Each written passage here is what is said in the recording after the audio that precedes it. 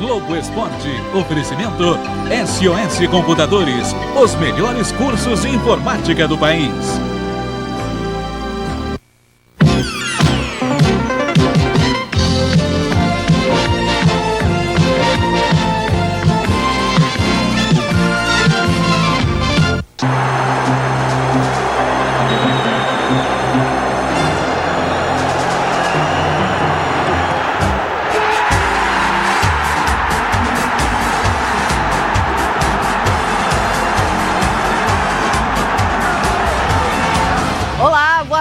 O Flamengo é campeão brasileiro de vôlei numa final eletrizante contra o Vasco. Imagens, detalhes, entrevistas, festa da torcida, está tudo aqui no Globo Esporte. E o nosso coração é grande, cabe mais coisa, muito mais. Rodada importante da Copa do Brasil. Será que o Flu consegue golear o fantasma de Primavera do Leste? O Flamengo, tudo em cima para o jogo contra o ABC de Natal lá na ponta do Brasil? Uma reportagem especial sobre os clãs da Fórmula 1.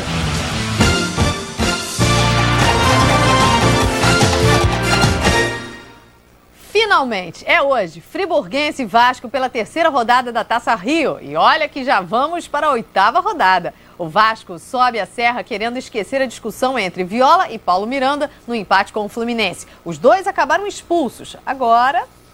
Viola e Paulo Miranda não se aproximam, evitam trocar olhares. Mas aí vem uma longa reunião, onde Joel Santana e Romário falam bastante. Pombos estão por perto, sinal de paz. Veja só a reaproximação. Não parecem dois pombinhos?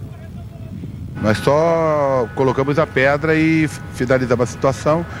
E os jogadores, como são brincalhões, brincaram. Beijo, abraço, aquele negócio todo, e eles se cumprimentaram e terminou com um final feliz. E é esse mesmo final que o Vasco busca no segundo turno. Se ganhar hoje do Friburguense, fica mais perto e vira líder. Entendemos que esse é um jogo decisivo. É o jogo que nós temos de voltarmos da nossa posição, que é a pole position.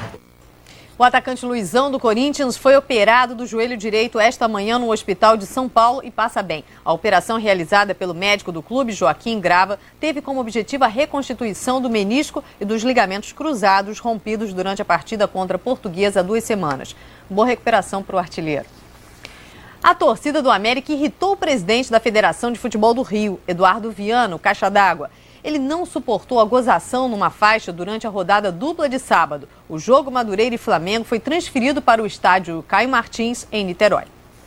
Foi no estádio de Edson Passos. A torcida americana chegou mais cedo para o jogo contra o americano e estendeu 2 faixas durante a partida Flamengo e Olaria. Aproveitando as CPIs em Brasília, pediu em tom irônico que fosse aberta uma CPI da Federação do Rio e citaram nominalmente o presidente Eduardo Viana e o diretor Francisco Aguiar.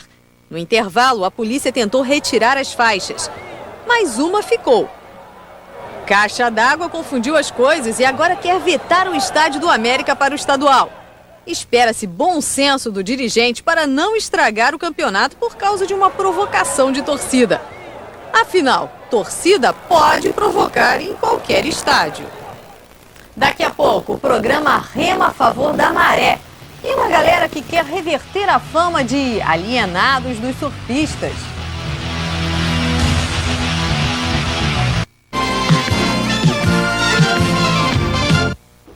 Dois remadores olímpicos do Brasil rumo à primeira etapa da Copa do Mundo, que acontece em Princeton, nos Estados Unidos.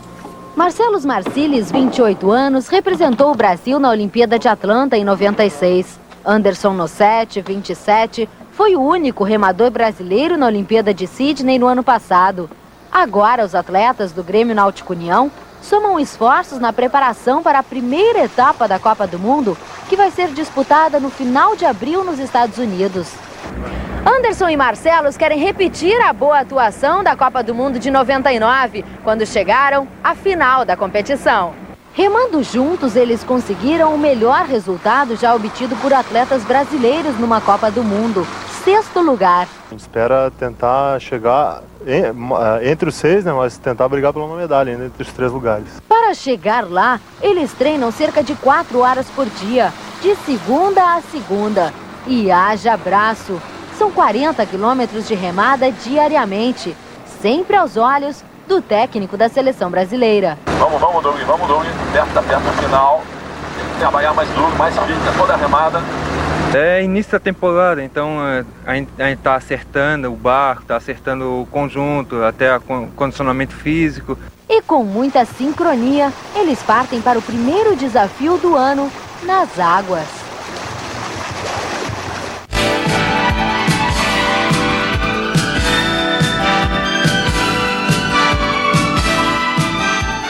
A Fórmula 1 é um circo, o circo é uma família, logo a Fórmula 1 é uma família. Schumacher vence o Grande Prêmio de San Marino em Imola. Dali Schumi, outro Schumi, Ralf Schumacher, irmão mais novo do Michael, o tricampeão do mundo. Tudo em família. Em famílias, aliás. Árvores genealógicas que têm história para contar. Começou com os irmãos Rodrigues. Os dois mexicanos correram na década de 60 e morreram na pista. Em 82, Gilles Villeneuve também morreu pilotando. Seu irmão, Jacques, deu uma passadinha pela categoria, mas sem brilhar. Gilles, primeiro canadense a vencer uma prova na Fórmula 1, pai de outro Jacques, o primeiro canadense a ser campeão do mundo. Os brasileiros também têm uma super família, os Fittipaldi. Wilson, irmão mais velho do Emerson, o bicampeão mundial. Wilson, pai de Christian, que voou em Monza. Mas ninguém desistiu do automobilismo. O irmão do tricampeão Jack Stewart também tentou, Jimmy, só que passou em branco. E há sempre as histórias de pai e filho. David, filho de outro Jack Tree, o Brabham. Pouco se lembram do pimpolho correndo nos anos 90. O americano campeão de 78, Mario Andretti, pai de Michael. Bom piloto, mas não na Fórmula 1. E uma história de sucesso. Graham Hill, bicampeão, pai de Damon Hill, campeão do mundo. No circo da Fórmula 1, fica tudo em família. E o brasileiro Tarso Marques, que não tem irmão correndo na Fórmula 1, testa hoje no circuito de Mugello os dois novos equipamentos eletrônicos da Minardi. O controle de tração e o câmbio totalmente automático serão usados pelas equipes na corrida da Espanha, dia 29 de abril.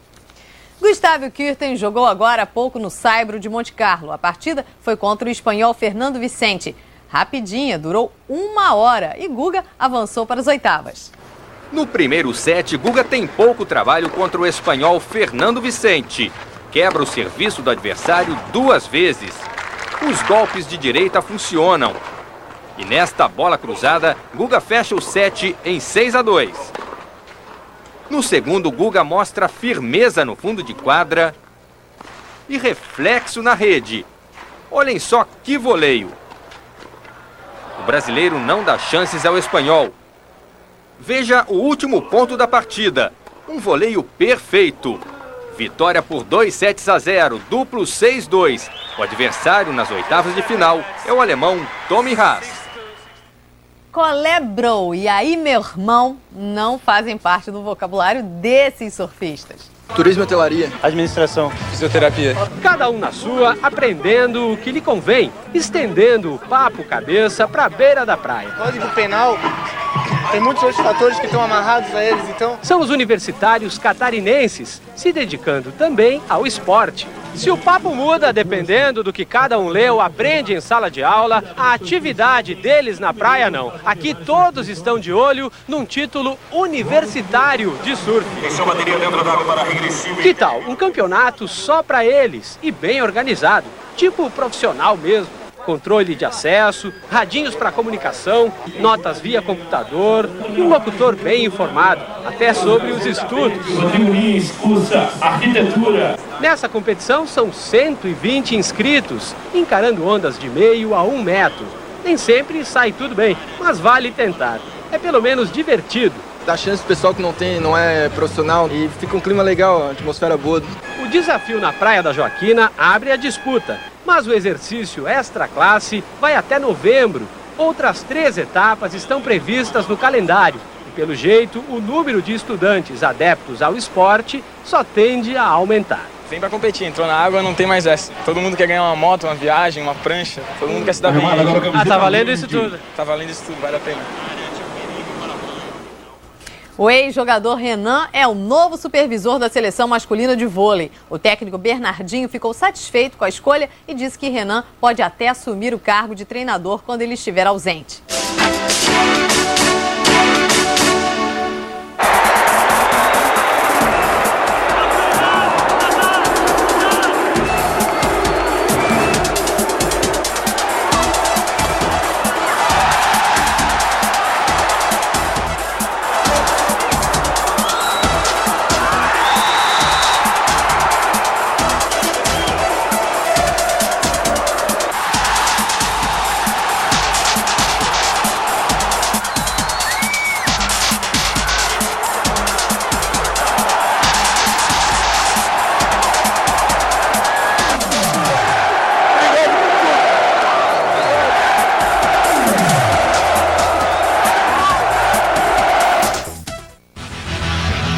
Gostou do aperitivo? Tem muito mais. Flamengo e Vasco no feminino de vôlei daqui a pouco.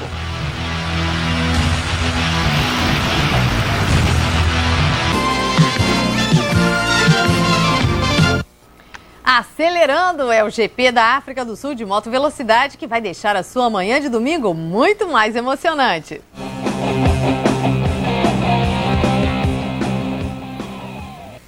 Emoção sobre duas rodas. Neste domingo tem moto velocidade na tela da Globo. É o Grande Prêmio da África do Sul, categoria 500 cilindradas. Vamos ver os centauros internacionais e torcer pelo brasileiro Alexandre Barros. É domingo, 9 horas da manhã, antes do esporte espetacular.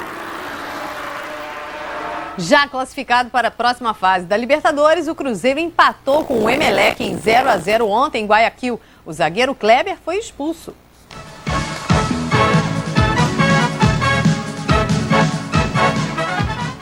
E falando em jogo importante, Goiás e Atlético Mineiro fazem o jogo de volta em Belo Horizonte. Dois times com histórias distintas em competições nacionais.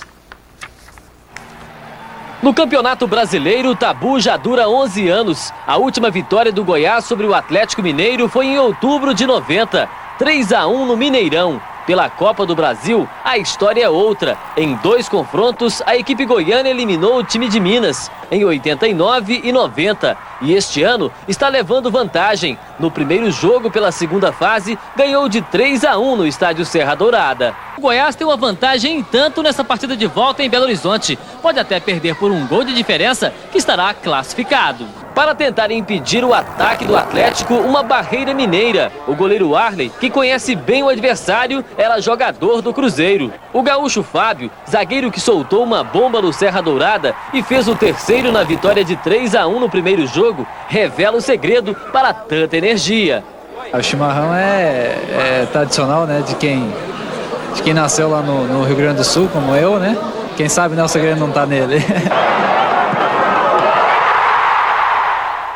Tem jogo bom hoje. O misto do Mato Grosso enfrenta o Juventude do Rio Grande do Sul no Verdão. O Coritiba pega o Nacional no Couto Pereira. E tem mais. O Santa Cruz recebe o Grêmio no Arruda. O Vitória da Bahia joga contra o Rio Branco no Barradão. Santos e Bahia jogam na Vila Belmiro e Fortaleza e Inter se enfrentam no Presidente Vargas. E falando em jogo importante, Goiás e Atlético Mineiro fazem o jogo de volta em Belo Horizonte. Dois times com histórias distintas em competições nacionais. No rosto dos jogadores, a ansiedade. Um jogo de baralho, uma visita à cabine de comando distrai. Menos o goleiro Jean. O medo de avião deixa o sorriso amarelo. Mas tudo fica bem em terra firme. E ele garante, medo só de avião. Lá em cima, quem não tem medo tá mentindo, né? Aqui no chão, aqui dentro do Maracanã, vai ser bem melhor, porque a gente tá motivado, né? Do aeroporto, direto para o gramado do estádio Caio Martins, em Niterói. É o último treino do Juventude, antes do tudo ou nada contra o Fluminense. As lentes da imprensa nacional dão destaque ao time do Juventude depois da surpreendente vitória contra o Fluminense por 4-1 no primeiro jogo. Mas os jogadores garantem esse gostinho da fama não vai mudar o comportamento deles dentro de campo. No treino, concentração e ritmo forte nos toques de bola. Prova da vontade de não deixar a classificação escapar. É o Fluminense, mas acho que temos que encarar com qualquer outra equipe e ir para cima deles. E para o segundo tempo, na disputa contra o Tricolor, o Juventude veio sem segredos. com a mesma arma, a dupla de ataque Jair e Moreno. O entrosamento já vem desde o ano passado. Tenho certeza aí que o Fluminense vai sair para frente, aí a gente vai explorar bastante contra-ataque para a gente sair com a vitória. Você viu a matéria do Juventude, né? Do Goiás daqui a pouquinho. Pois é, o Juventude aprontou em casa e quer a vitória no Maracanã. O Fluminense, ainda atordoado pelo furacão de Primavera do Leste, tem que vencer, golear e acreditar. Acreditar sempre nas viradas históricas. Sabe aquela chance que não pode escapar? Aquela que, se bater na trave, vai tudo por água abaixo? Hoje, nada disso pode acontecer. Ou a mira está em dia, ou o caldeirão vai ferver.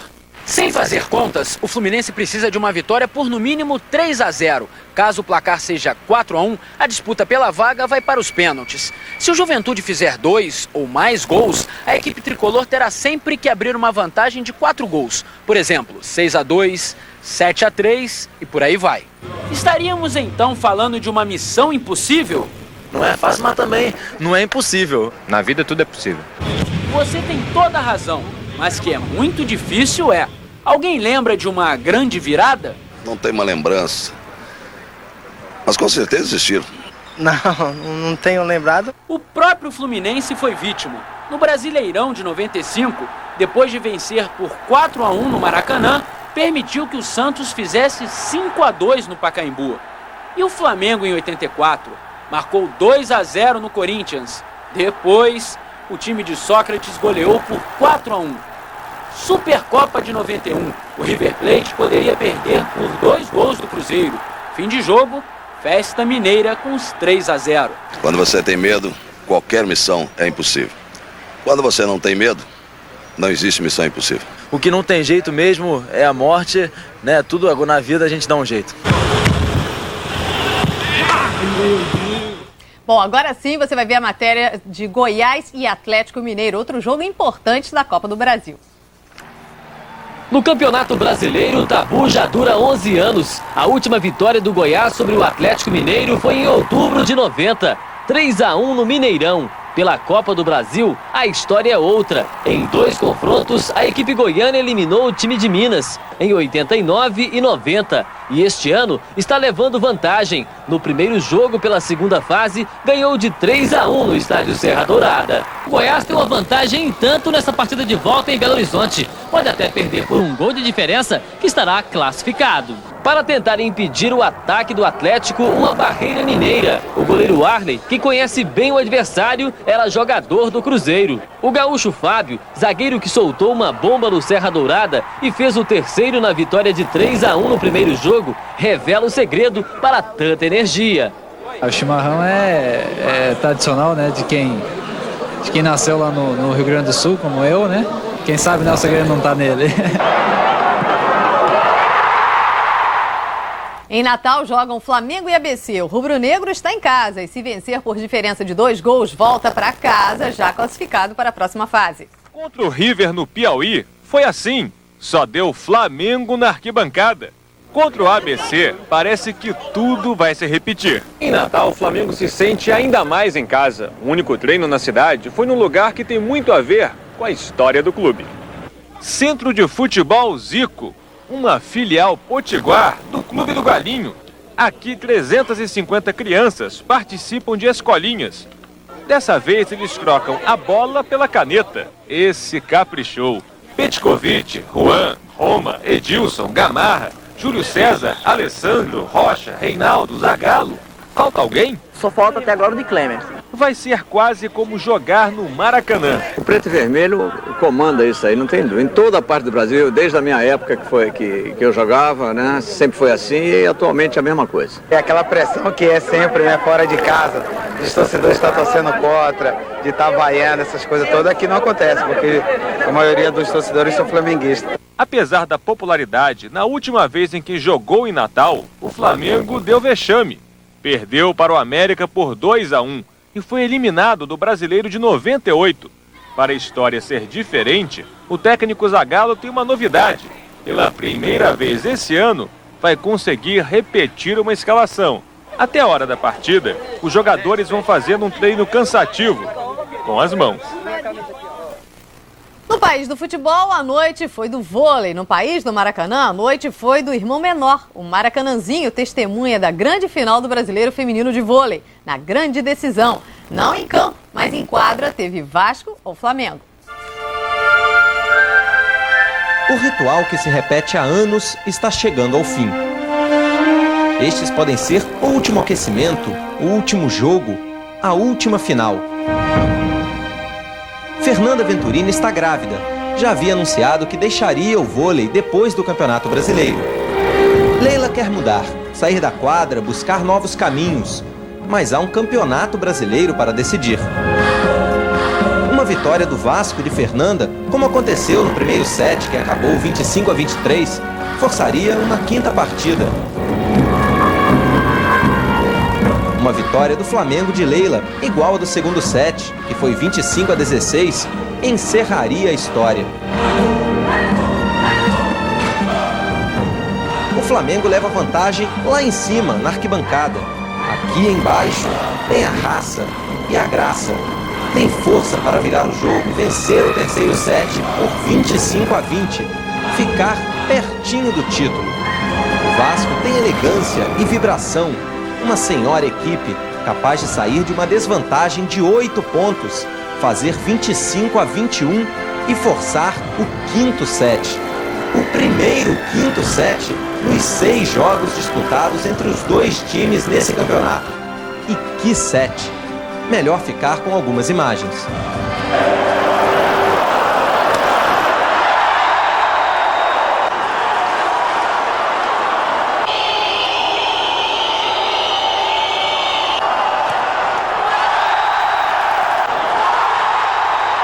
(12 a 12, 13 a 13, 14 a 14, Flamengo na frente, saque de Leila. Vai! A bola vai! E não volta à quadra do Flamengo. É o título esperado há 21 anos pelos rubro-negros, que continua inédito para o Vasco, que decide o destino dessas duas guerreiras do esporte brasileiro. Uma pena que tenha acabado assim, mas é bola pra frente. Eu agora me desligo totalmente e seguir outra carreira, sair correndo atrás de filho agora, ao invés de correr atrás da bola. A serenidade contrasta com as lágrimas de quem perdeu, de quem ganhou. Se para Fernanda Venturini ficou aquela pontinha de tristeza por não ter conquistado o título no dia em que anunciou que vai abandonar a carreira, para Leila fica aquela dúvida: será mesmo que ela vai conseguir abandonar tudo isso? Pode ter muita quadra, pode ter muita praia, mas eu sei que vai ter agora muitas férias, que são merecidas. Merecidíssimo. É isso aí, parabéns para as meninas, uma boa tarde para você, a gente se vê.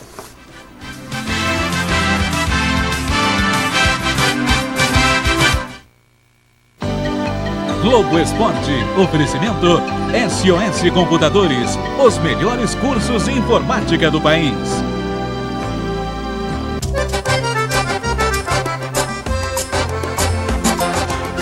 Globo, a gente se vê por aqui. Amanhã, Linha Direta.